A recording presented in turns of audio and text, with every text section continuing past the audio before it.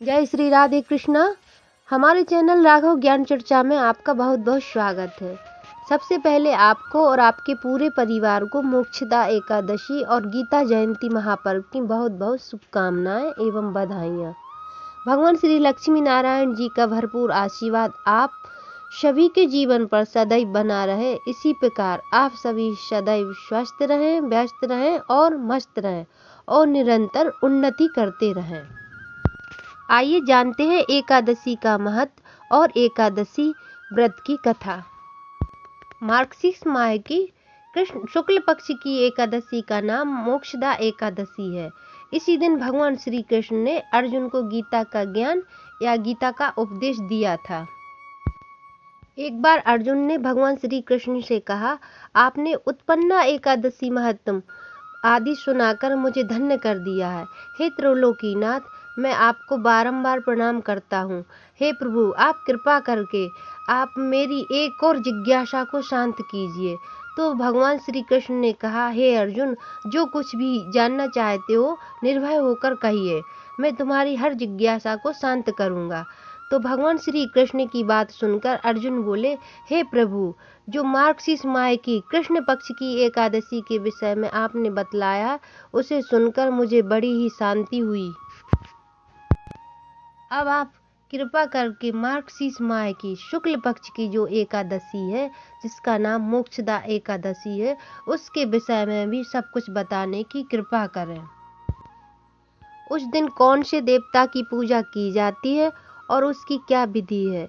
हे भगवान, मेरे इन प्रश्नों का विस्तार सहित उत्तर देकर मेरे संदेह को दूर कीजिए। भगवान कृष्ण बोले, हे अर्जुन, तुमने अत्यंत उत्तम प्रश्न किया है। मार्गशीर्ष माह के शुक्ल पक्ष की एकादशी अनेक पापों को नष्ट करने वाली है तथा यह मोक्षदा के नाम से प्रसिद्ध है। इस दिन श्री दामोदर भगवान की पूजा धूप दीप नैवेद्य आदि से भक्ति पूर्वक करना चाहिए। हे अर्जुन, अब मैं एक पुराण की कथा कहता हूँ। इस एकादशी के व्रत के प्रभाव से नरक में गए हुए माता पिता पुत्र आदि को स्वर्ग की प्राप्ति होती है। इसकी कथा ध्यानपूर्वक सुनो। प्राचीन काल में गोकुल नगर में बैखामश नाम का एक राजा राज्य करता था। उसके राज्य में चारों वेदों के ज्ञाता ब्राह्मण रहते थे। एक दिन रात्रि को स्वप्न में राजा ने अपने पिता को नरक में पड़ा देखा। स्वप्न को देखकर उसे बड़ा आश्चर्य हुआ। प्रातःकाल होते ही वह ब्राह्मणों के सामने अपने स्वप्न को कहने लगा कि हे ब्राह्मण, रात्रि को स्वप्न में मैंने अपने पिता को नरक में पड़ा देखा है। उन्होंने मुझसे कहा है कि हे पुत्र, मैं अब नरक भोग रहा हूँ, तू मेरी यहाँ से मुक्ति करा। जब से मैंने उनके वचन सुने हैं, तब से मुझे चैन नहीं है। मुझे अब राज सुख ऐश्वर्य हाथी घोड़ा धन स्त्री आदि कुछ भी सुखदायक प्रतीत नहीं होते हैं। अब मैं क्या करूं, कहाँ जाऊं? इस दुख के कारण मेरा शरीर तप रहा। आप लोग मुझे किसी प्रकार का तप दान व्रत आदि बतावें, जिससे मेरे पिता को मुक्ति प्राप्त हो। राजा के ऐसे वचनों को सुनकर ब्राह्मण बोले, हे राजन, यहाँ से पास में ही वर्तमान भूत भविष्य के ज्ञाता पर्वत मुनि रहते हैं। आप यह सब बातें उनसे जाकर पूछ लीजिए, वे आपको इसकी विधि बता देंगे। राजा ऐसा सुनकर मुनि के आश्रम पर गए।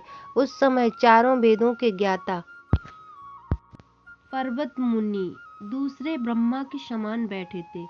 राजा ने जाकर उनको साष्टांग प्रणाम किया। पर्वत मुनि ने उनसे कुशल क्षेम पूछी। तब राजा बोले, हे देवर्षि, आपकी कृपा से मेरे राज्य में सब कुछ कुशल है, परंतु अकस्मात एक विघ्न आ गया जिससे मुझे अशांति हो रही है। ऐसा सुनकर पर्वत मुनि ने कुछ समय के लिए नेत्र बंद कर लिए और भूत भविष्य को विचारने लगे। फिर बोले, हे राजन, मैंने योग बल के द्वारा तुम्हारे पिता के समस्त कुकर्मों का ज्ञान प्राप्त कर लिया है।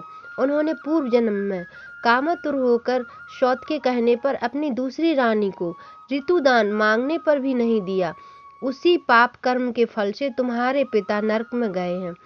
तब राजा बोले कि हे भगवान, मेरे पिताजी के उद्धार हेतु कोई आप उपाय बतावें। तब पर्वत मुनि बोले, हे राजन, मार्गशीर्ष मास के शुक्ल पक्ष में जो एकादशी होती है, उस एकादशी को आप उपवास करें और उस उपवास के पुण्य को अपने पिता को संकल्प कर दें। उस एकादशी के पुण्य के प्रभाव से आपके पिता को मुक्ति मिलेगी।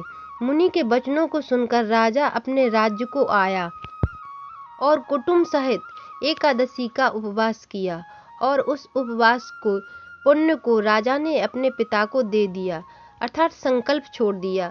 उस पुण्य के प्रभाव से राजा के पिता को मुक्ति मिली और स्वर्ग में जाते हुए अपने पुत्र से बोला, हे पुत्र, तेरा कल्याण हो। यह कहकर स्वर्ग चला गया। मार्गशीर्ष माह की शुक्ल पक्ष की मोक्षदा एकादशी को जो कोई व्रत करते हैं उनके समस्त पाप नष्ट हो जाते और अंत में स्वर्ग लोक को जाते हैं। इस व्रत से बढ़कर मोक्ष देने वाला दूसरा कोई व्रत नहीं है तथा इस व्रत की कथा सुनने व पढ़ने से वाजपेयी यज्ञ का फल मिलता है।